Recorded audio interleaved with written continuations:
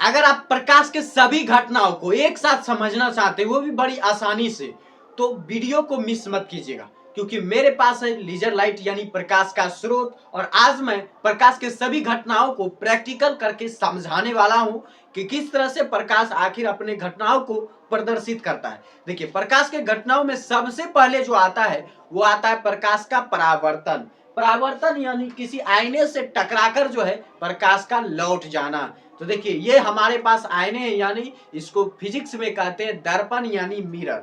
इस पे जब हम रखते हैं, इस पे जब हम प्रकाश का स्रोत डालते हैं, तो ये टकराकर जो है वापस चला जाता है। ये टकराकर जो है ये किसी और मुड़ जाता है। तो एक जो प्रकाश पड़ रही है दर्पण पर वो कहलाती है आपतित किरण, और जो प्रकाश दर्पण पे पड़ के जो जा रही है ऊपर की ओर उसको कहते हैं परावर्तित किरण। शायद आपको दिख रहा होगा या नहीं दिख रहा हो, लेकिन फिर भी मैं पूरी कोशिश करूंगा कि आपको दिख जाए, आपको दिख जाए।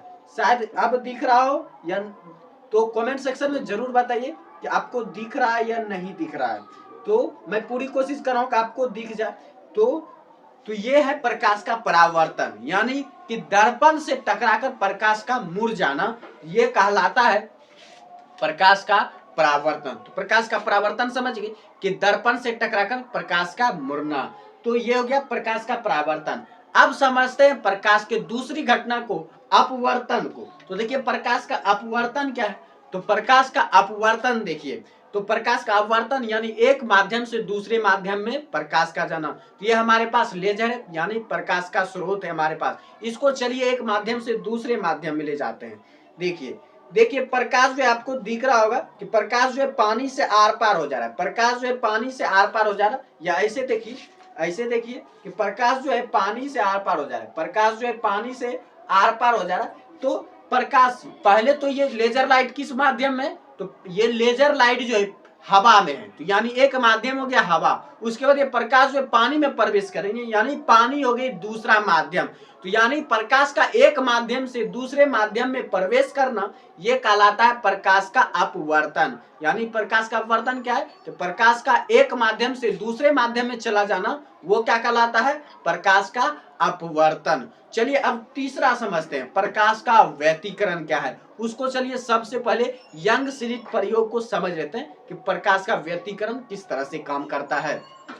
ये आपको प्रकाश टूटा टूटा नजर आ रहा है, यही है व्यतिकरण की घटना।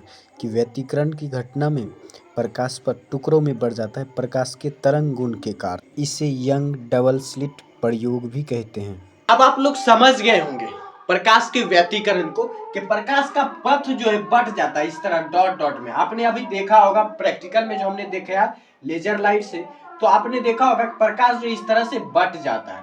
तो यही जो प्रकाश के पथ का जो बटना जो है, ये प्रकाश का व्यतिकरण होता है।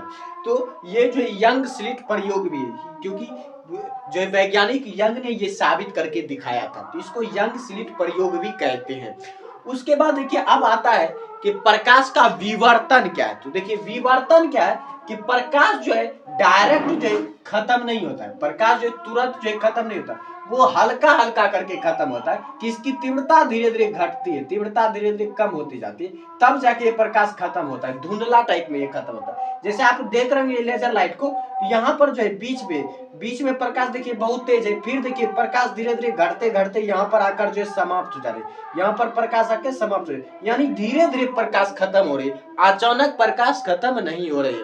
तो ये घटना जो प्रकाश का विवर्तन होता है, कि प्रकाश का जो है किसी पदार्थ पर टकराने पर जो है प्रकाश की जो छाया होती है, जिससे प्रकाश की तीव्रता धीरे धीरे घटने लगती है, ये घटना प्रकाश का जो है विवर्तन कहलाता है। ये प्रकाश का विवर्तन कहलाता है। यानी विवर्तन ये बतलाता है कि प्रकाश तुरंत खत्म नहीं होता, बल्कि धीरे धीरे उसकी तीव्रता घटती, धीरे धीरे प्रकाश कम होते जाता है।